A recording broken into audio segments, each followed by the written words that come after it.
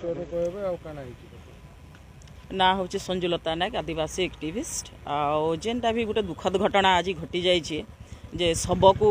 Motorcycle रे अणा जाइए डाक्तरखाना सेटा गोटे दुखदीय एवं निंदनीय घटना आमको पूरा बहुत कष्ट लगुच दानमाझी भाया एवं दानमाझी भाया ना आउ बहुत दिन को दिन घटुची आदि मीडिया बंधु मान ये सीना पलि जाऊँगी तो मो कह मतलब आज जदि आमर एटा आईटीडीए ब्लॉक एटा आमर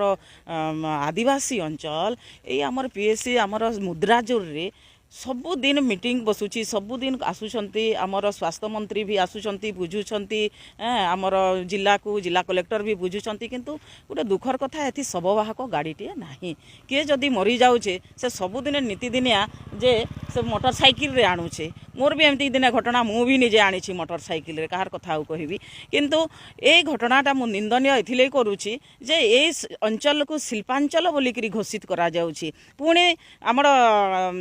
सेकेंड एटा को कौन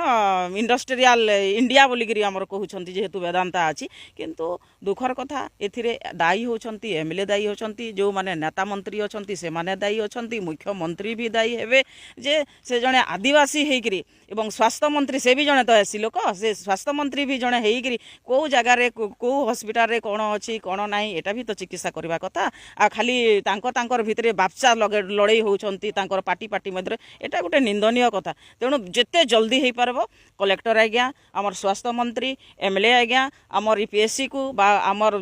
ये जो आदिवासी अंचल को निश्चित हिसाब से 4-5 शववाहक गाड़ी एठिके व्यवस्था करंतु।